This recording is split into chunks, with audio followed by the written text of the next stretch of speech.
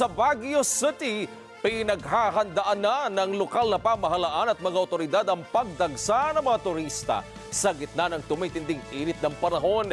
Naasahan ng LGU, aabot sa mahigit 100,000 ang aakyat sa lungsod at posibleng maging triple pa. Ven Lagunilla, magbabalita.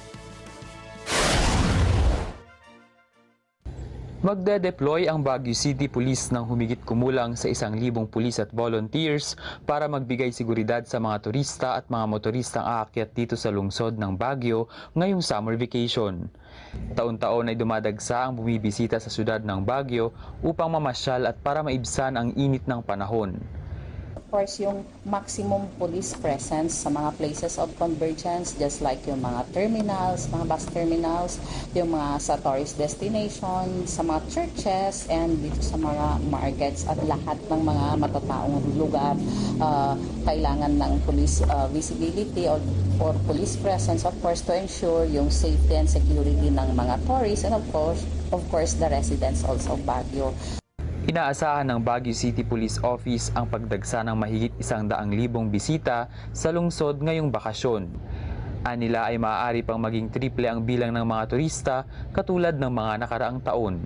Siyempre, it will triple that sa summer vacation kasi nung last year, meron tayong tourist na mga 300,000. So, with that number of tourists na aakyat sa Baguio City, so we have this security preparation.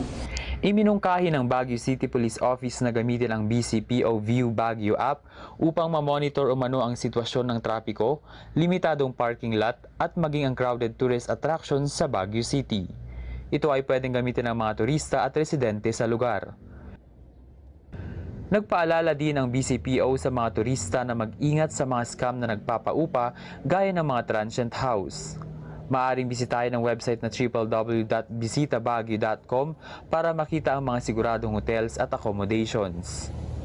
But beware sa mga accommodation or transient scams kasi marami rin yung mga nagte-take advantage dyan. Marami yung mga scammers na ginagamit ang mga accommodation ng Baguio para mag-scam. So it's better that bago sila mag-book, they have to check yung legitimacy nung transient house na yan or yung hotel.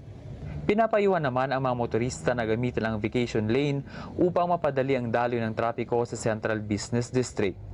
Bukod dito, ipagpapatuloy ng lungsod ang kanilang number coding scheme at ang mga sasakyang may plaka na nagtatapos sa ibang numero ay hindi pinapayagan sa mga pangunahing kalsada sa mga itinakdang araw ng linggo. Hinihimok ang mga bisita na planuhin ang kanilang paglalakbay nang naaayon at sumusunod sa mga local traffic regulations. Mula dito sa Baguio City, Ven Lagunilla para sa Mata ng Agila, matatag, matapang, matapat.